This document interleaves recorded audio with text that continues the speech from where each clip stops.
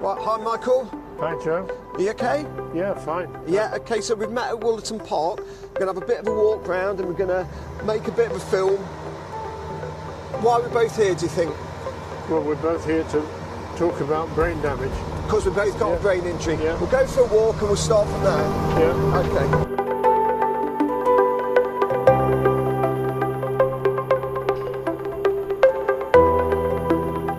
Best thing to speak about, because we've both got the same thing, is the brain injury and what you went through with your brain injury.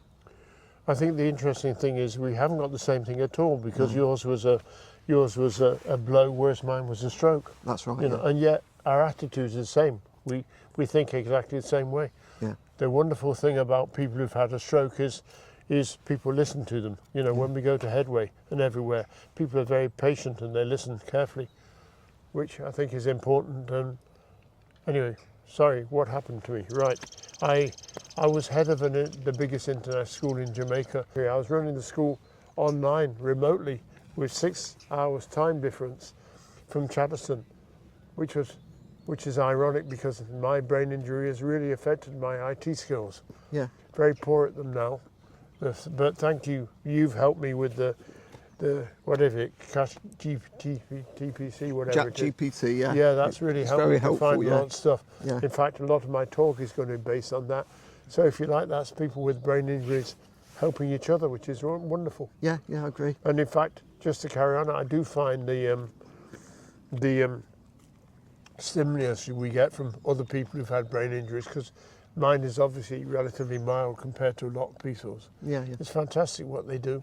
Yeah. Anyway, what happened to me was I'd done a busy day's work and I'd gone to the supermarket afterwards, in Jamaica this is, and my wife phoned me at about 6 o'clock and I was unpacking everything at home, and she said, "You're obviously distracted, and so I'll call you back tomorrow morning." We got in this routine where when I was travelling to school at about 7:30 in the morning, it was just a single lane coming down the Blue Mountains. I'd put the phone on speaker and we'd have a chat. So the next morning when I didn't phone, she started ringing me to find out what was wrong. And what was wrong was I'd actually, earlier that morning, I'd got up and had breakfast on the veranda, which I always had in Jamaica. Yeah. Always had breakfast on the veranda. And for some reason, because it was a valley, nobody could see me there. I wasn't fully dressed, so afterwards I went up to put my trousers on in the bedroom. I guess I was sitting around in t-shirts and pants or something for breakfast. So I went upstairs, and the next thing I knew, I was lying on the floor and I couldn't move my left side, and the phone was ringing. It was my wife trying to contact me. Right, yeah. And so when she couldn't get through to me and I couldn't move, I guess outside wasn't working. Okay. She phoned the school and they started chasing as well. Okay. Anyway, the interesting thing was that I was in an apartment block. There was a lady downstairs who was the sister of the head of primary of the school where I worked. And she was told to keep an eye on me, so they phoned her. And she looked out the window. She said, "His car's there, so I know he's here." Right. And she came to knock on my door, but I was upstairs. The bathroom was upstairs in the apartment. So I heard her knocking, and every time I shouted, she was knocking, so she couldn't hear me. But I knew that help was coming because I'd heard her knocking. Anyway, so it seemed like 36 hours, but it was actually probably only about 3 hours before the school came. They brought a whole team of people, including a carpenter, to take the door off, because obviously the door was locked on the inside. Wow. And the two school nurses, who I didn't know very well, they were new, they came in and they looked at me and they said, "He's obviously had a stroke." I thought, how bloody rude are you? You haven't, how do you know that? I mean, Yeah. It's not something they should be born no with. clue. Yeah. I thought they'd been rude. Anyway, so they got the world's worst ambulance. I don't think it got a shock absorber that worked. And they took me down to the hospital where they work, which was obviously a local hospital.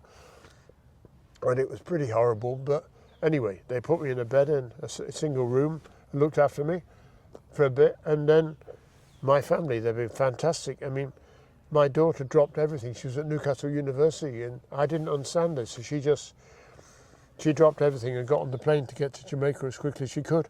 And then just confused me even more. And this happened on a Friday morning. And Well, that's the magic. It happened on a Friday morning. If it happened on a Saturday or Sunday morning, I was living alone. Nobody would have found me for 2 days. Yeah. But it wasn't like here. It wasn't cold. Right. Mind you, the concrete floor felt pretty cold in the bed. Yeah, I bet it did. Yeah, so after 3 hours, they got me in, and my daughter arrived on Monday night, which is to say, that just convinced me I was in England. Yeah. And anyway, that was the first night they let me get out of the bed. And there was a chair by the side of the bed which they helped me get onto. And when I tried to get out of that chair to get back in bed, the bloody chair collapsed. Oh, God. Oh, it was ridiculous. Anyway, and luckily by this time, my wife and the school administrator had come across an unknown stroke specialist centre in Jamaica. And I was on a good medical insurance, so they got me in that, and they transferred me over there that night.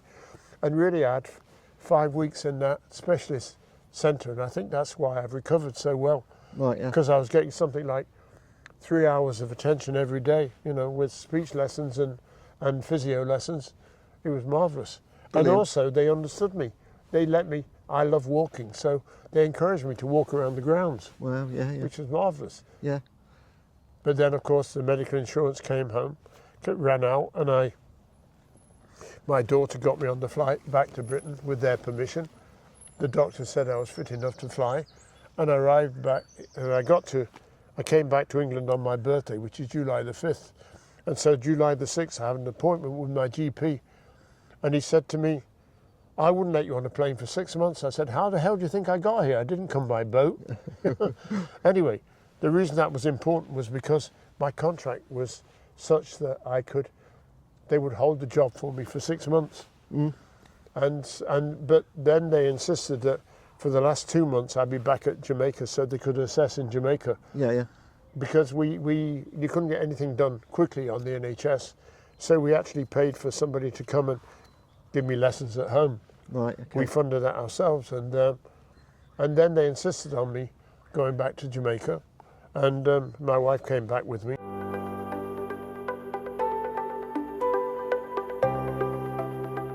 I love playing the harmonica, and I think we'll have a video of that on later on. And I used to eat all the time before I had a stroke. I've lost about 18 kilos since I lost the stroke.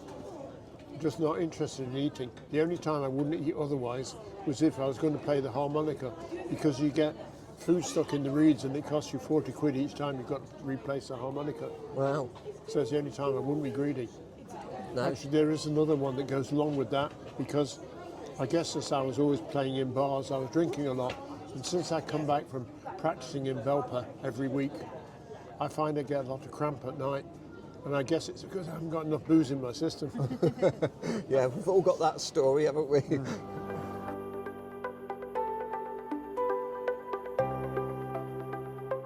Here we are sitting outside the hall on Wollaton Park, and one of the things about this place is when it was snowed in the past, I used to come here sledging as a kid down the hill. It's marvellous. And then later on, I guess when I was mid-30s, I did the Nottingham Half Marathon, and it included running up here and round the park. Right, yeah. Marvellous. Anyway, the story I wanted to tell was the story of one of my trips in Tanzania. I lived in Tanzania for about 12 years. Yeah. And I used to be up and down Kilimanjaro like a mountain goat. I did it 5 times. And in the end, I realised that the teachers at the school where I was, which was called International School Moshi in those days, it's now changed its name, the teachers all wanted to go to the top, and I wanted other things to do. So anyway, rather than have, in those days, and you know because you've been in Tanzania,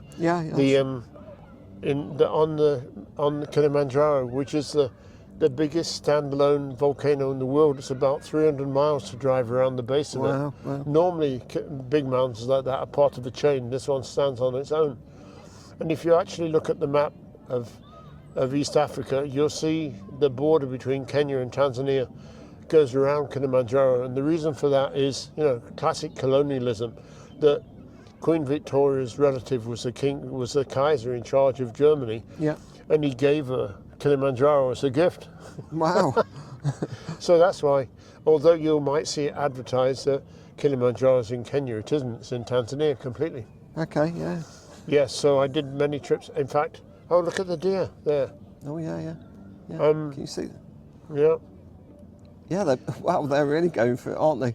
So, right, I was after about 10 years in Tanzania, I lost my diary. I'd been keeping a record of nights I'd spent on mountain trips. Yeah. And I lost my diary when it's had 150 nights on East African mountains recorded. Wow. Which was a shame. So, I mean, there were 4 mountains I'll try to remember. Obviously, Kilimanjaro was one. Yeah. And then next to it, you've got Mount Meru, which is about 15,000 feet.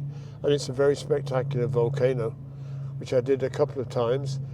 But I also went into the Rift Valley, where there was Oldoni Langai was an active volcano. Yeah. You know, you got smoke and everything coming out of it.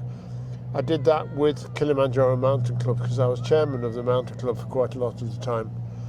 And we also did a trip to a mountain called Hanang, which was, in its way, was wilder because it was in the middle of nowhere. There was no routes or anything. You just had the bushwhack up to about 12,000 feet. Yeah. I think I did that twice. So yeah, those are the kind of trips I'd done, but these were all with people. Yeah. And what I wanted to talk about today was my solo trip. Okay, that's cool. Because I was deputy head of the school. I was always talking to people all the time. And I thought it'd be interesting to see how I experience solitude, see how I can cope with it. Yeah. So I went to see the chief park warden in Marangu, Kilimanjaro, and I said, have you got any good guys for doing the circuit, which is the walk around below the glaciers at about 4,000 feet, 4,000 meters, between 4,000 and 5,000 meters. Yeah. It was tourist season, I think it was February. And he said, no, they're all busy with tourists making their money. So I said, look, I know the route, can I go on my own? And he said yes, which was fantastic. It was actually a lie. The northern side, which is commonly called the Kenyan side, I'd never done it in my life. Yeah. But I just wanted the chance to be on my own. So to get to Kilimanjaro was about a 6-mile drive from where I lived. There was a very overgrown route called the Mweka route. Okay, yeah. Mweka, I loved it because it was what you call tropical rainforest. It was completely overgrown with trees. And basically you just went through a gully. And if it was raining, that gully was flooded. Yeah. You know, so you try to time it for the dry season. So between 6,000 feet and 9,000 feet, you're walking up this gully in big forested area. And then by about 9,000 feet, the forest dies off because of the altitude. Yeah, well, yeah. And there was a little metal hut there, which I'd stayed at in the past, but not for this trip. Yeah. For this trip, so that was 9,000 feet. I'd done 3,000 feet already. And I needed to go up to the next hut, which was called Barafu, which for Swahili means cold. Okay. Bloody right. 14,000 feet. And it was a metal hut with no floor. Jeez. I mean, the only luxury I had with me was the thin mattress that I put on the ground. Yeah, yeah. Anyway, it was the funny thing about these huts is they're round, but they was like eight-sided. So they had metal sides, and this was important to another part of the story later on. So I got up to that hut, there'd be nobody there, and you just have to put your mat on the floor and sleep on the floor. And well, the food is interesting because I'm talking about probably about 1988 here. Tanzania had invaded Uganda around that time, so there were no imports. There was no free pre-cooked food or anything like that. Okay. In order to eat on the mountain, I had to carry food cooked at home. Like curries and things cooked at home in 2 plastic bags in my backpack, which I wanted to mention. As a school, before me, the 3 deputy heads were all Scandinavian, and the last one had ordered 25 fantastic sleeping bags from the company. You see them in Britain occasionally. I can only say it in Swedish, called Falreven. Okay. Yeah, and anyway, so wonderful sleeping bags and wonderful backpacks, which are very important to my story. So the first night. So obviously there's no backup. There's no phones, nothing in those days. No. And yet nobody worried. You just did it. Yeah, it's probably better with no phone. I just walked off up the mountain as if it was normal. Nobody objected at all. Mm. And I mean, I would hate to do it with it. The reason I said it already, didn't I? The reason we introduced the mountain climbing program for the kids was we wanted them to love mountains, not just be what we call peak baggers, people who just wanted to go to the top and never come back again. Before we introduced that program, the kids went to the top with porters carrying everything on their heads, just like the Victorian times. Yeah. That's not only the wrong attitude, that's not the modern Tanzania. No. So we wanted them to learn respect for guides. So every trip we did with students always had a Tanzanian guide in charge. Yeah. You know, they were more important than the teachers were. Yeah. What they said was what happened. Right. Okay. Yeah. Okay, so this is after the night in Barafu Hut, Yeah. where obviously with no electricity, you go to bed as soon as you can after the sun goes down, which would be about 7 o'clock at night, Yeah. and sleep on the thin mattress on the ground, and then the next morning got up and had breakfast, no idea what, anyway, and then headed 2,000 meters down to join where the circuit route was around Kilimanjaro. Yeah. And went westward, which is important to the story because I went probably about 6 hours walking, I guess, to get to Karanga Valley. Karanga actually means peanuts in Swahili. And there was no cliffs, there was no caves there, just an overhang like this, Okay. this sort of shape. And if the wind was from the east, then you were dry. If it was from the west, you were going to get seriously wet. And it was from the east, so I had to lay down in that overhang to sleep. Yeah. And the clouds came rolling in, as they did in the day there. And for some reason I got it in my head that maybe there'd be a mountain leopard around. And of course I didn't fancy sharing a cave with a mountain leopard. No. And I just started learning the harmonica in the 1980s. So I got out my harmonica and I made some hideous noises and figured that was frightening the leopard away. Yeah. And just lay down on my mat and slept for the night. Yeah, you're very good at the harmonica. I've heard Well, I you play. wasn't. Well, no, but you've 30 got to, years ago I yeah, wasn't. Yeah, you've got to learn those kind of things, haven't you? I'm a very slow learner with the harmonica is Yeah. concerned. In fact, that is one of the frustrating things since the stroke. I've had to relearn everything. yeah, I mean, I am playing. I've got a gig coming up on the 1st of March at the Other Stroke Club. yeah, yeah.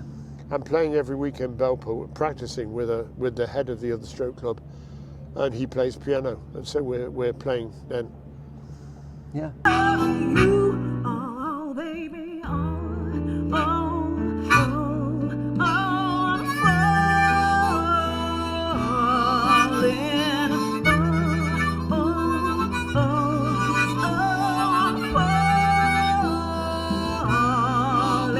Mr. Thompson.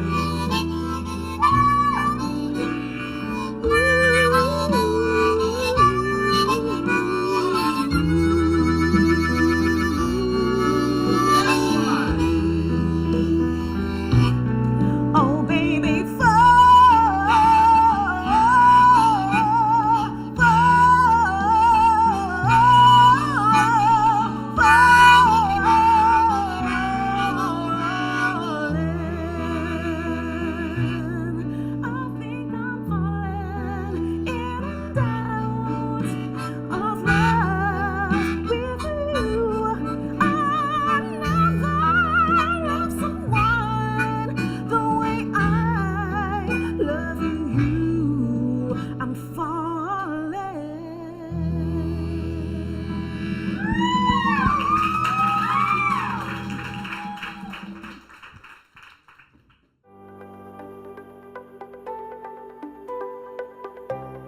So after I'd been camping in the cave the night before, I walked onto the Barafu hut where these roots came up, and clouds came rolling in, and I knew I had to go up about 2,000 feet to find the hut.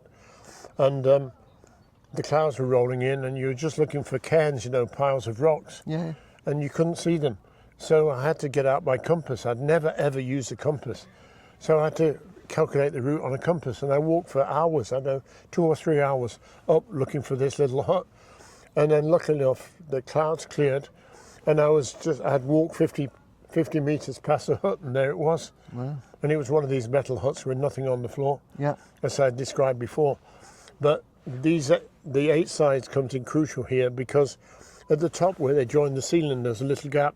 You could put a stick in there, and you could hang your backpack up there where all my food was. So I did. And then I lay down on my mat to floor, and my sleeping bag luckily had a hood.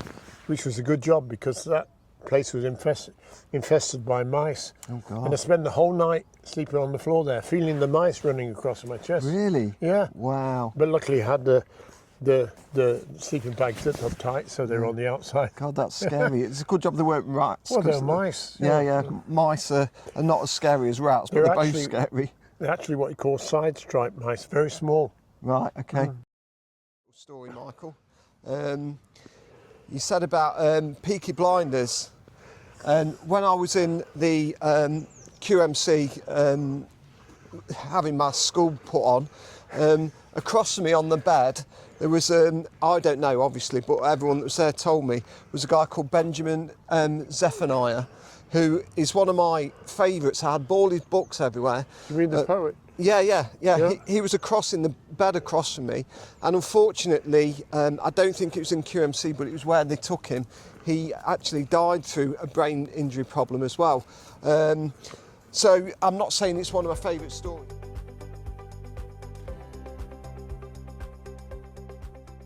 Daughter came to Jamaica. That's when I realised a lot was wrong, and she got me into a specialist facility. And one of the most important things is I realised I couldn't read or write, and she had to teach me to read and write again. I mean, nowadays I get pissed off when I don't thoroughly understand things. Yeah. And I have to take the pressure off myself by saying, look, 3 years ago you couldn't read or write at all, and now you nearly understand most things. Yeah, I was exactly the same. I couldn't read and write. It was a strange time. I mean, a lot of people were quite happy that I couldn't read or write again. It's a joke, but I did learn it quite quickly by help from a lot of people. But nobody ever knew what could have happened at that point. It was quite a difficult time, to be honest.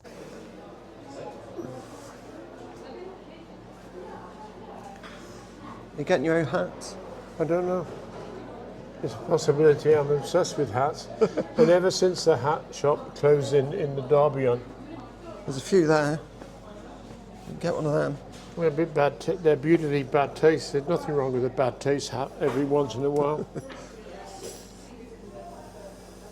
Yeah, that one's nice. Well, let's just see. This is a damn big head we're talking about here. Let's try it on then. Well, if I don't buy it, it'll still be on the video. True. Yeah, beautiful. They don't seem to realise that people with brain damage would love to. I'd love to do jigsaws, but they're either 1,000 pieces, sod that, 50 would be my limit. I've just mastered one that's 25 pieces, so now I'm ready for a 50, but I can't find anywhere. I'll probably be all right with three pieces. That's about it for me. Yeah, get that one anyway. Which one's better? That one you've gone on. I like that. Okay, Michael, do you want to tell me a little bit about the post-stroke? Yes, I'm just advertising my new hat at the moment. Yeah, right? I can tell. Yeah. Okay, right. I'm still here. Anyway, post-stroke. Yeah, what I've found I really wanted was to regain my independence. The fact that you feel useless, and you've got to build up the trust from people as well. So, I love my bus pass and going wherever I can. I Googled this morning. There is no difference between a bus and a coach. We came on the coach and we had to pay for it because they call it a coach, which is absolute rubbish. But anyway, never mind. We got us here quickly, and this is one of my favourite places. Thank you for asking me where I wanted to do this, Joe. Yeah, post-stroke, as I say, for me, it's been about regaining my independence. I love being out and about. Yeah. And with my bus pass, the next challenge is to go to Buxton, which I haven't done for a long time. Okay. And they know me so well now in the information kiosk in Derby bus station. When they had no brochure on Buxton, they said you just have to go and pick it up there, won't you? Yeah. Because they knew I would. But the thing is, I wanted to plan in advance, which I can't do if I do that, because I haven't been to Buxton since I was a teenager. Okay.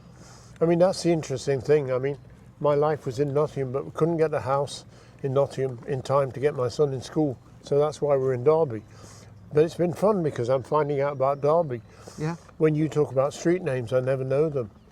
It's fun. But, I mean, I can walk around in Derby and go on a new road and have a new adventure. Yeah, there's good things to find everywhere, isn't there? I mean, I know Derby quite well. There's not everything that I know at the minute, and it would take a long time to understand all of that. I suppose it does all over the world. But I mean, my life until the stroke, my life was every 3 months I'd be on an international flight. But now I'm perfectly happy with the bus pass. I mean, we've got one member who's been as far as Blackpool on his bus pass. All right, yeah. And then he said they wouldn't accept my bus pass on the tram. I said, of course not, it's a tram, it's not a bus. He's still trying to figure that one out. Okay, let's go for another walk then. Let's get to the close to the bus station. The thing I was going to say was, and I forgot now. What was it? Well, maybe you got brain damage. Yeah, I have. Yeah. Right, a great day interviewing Michael at Wollaton Park. If you think about people that got a good story and a good history, Michael definitely has. It's the kind of history that a lot of people would love to have all over the world, really.